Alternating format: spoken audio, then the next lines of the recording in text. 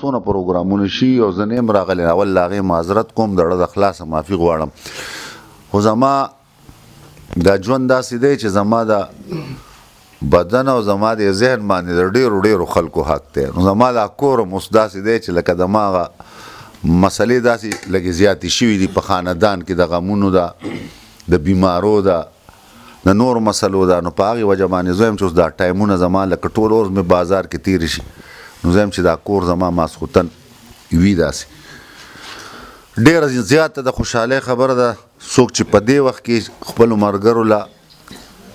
د یو نوڼۍ ډوډۍ انتظام کوي هغوی له ټایم ورکوي داسې خلک دا انتهایي د ستاینې وړ دي بل لا زموږ دا محفلونه چې کم راغونډېږي شکر دی الحمدلله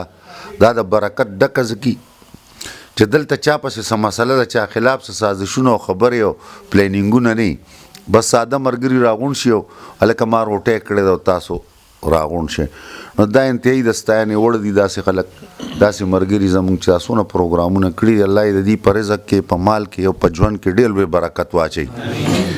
او الله دې ورله ډېرې خوشحالۍ ورکړي او څوک چې هسې سنت دی د پیغمبر صلی مبارک صلی وسلم چې یو میلمه وي ته راولې او هغه ستا کره ډوډۍ وخوري او د دې کور نوزي دا ما اورېدلي دي او دا به چې څوک عالمانو نه ډېر ښه عالمانو نه ما اورېدلي بلکې زما یو زوی دی دا سټډي کوي ډاکټر یوسف جمال نام راته وایي نو هغه راته یو واقعه هغه تفصیل هم په دې وجه بیان کړی چې ما ته یې وویل چې یو کور کې ډېر نحوست و ډېره کمزورۍ وې ډېر بیمارۍ وې او یو پیغمبر صاحب مبارک له څوک راغلل صلی الله علیه وسلم صحابي نو هغه ورته وویل چې بس تا کره به زه ډوډۍ خورم سبا به درځم نو ډېر زیات پریشانه ځکه چې خپل حالت هم داسې و خو بهرحال هغه د الله پیغمبر راتلو نو بس هغه له خو هر څه بیا چې وخوړه وته او وته شو نو هغه بیا د کور کې تپوس وکړه ناسړی چې بیا لاړو کور کې تپوس وکړو چې دا پیغمبر صاحب مبارک دا صلی الله علیه وسلم چې وته نو مار دنیا د اسخانوالي ولیدل چې د مار د کور نه راغونډ شو داسې ووتل را ورته بیا پیغمبر صلی الله علیه وسلم وویل چې یو میلمه په راسته تنظیم کول په هغه روټۍ خوړل او په هغه باندې په راتلو باندې خوشحالېدل نن سبا خو زموږ بدقسمتي ده که نه مونږ خو چې میلمه راشي نو مونږ خدای پاکه څه په لانجه بیا واوړو دا د کم طرف نه راغی دا یو حقیقت دی چې درستخان ګورئ د بختورو خلک د بختورو خلکو به درستخاني نن په زلیلایي میدان ګټلی دی او ډېره ښایسته روټۍ په مونږ وخوړه او چیلی ویلی ما ورته یا چیلی دی که دا میخه وه ځکه چې مونږ خو پې ستړي شو په خوراک او بنیادي دا پروګرامونه چې سمودې نه شروع شوي دي دا زمونږ یو کشر زمونږ یو ښه رور نواز خان ماندوری چې د آل پاکستان نایب صدارت یې ګټلی دا هم په هغې پروګرامونو کې شروع دي نو نن بیا هم د جمعې په شپه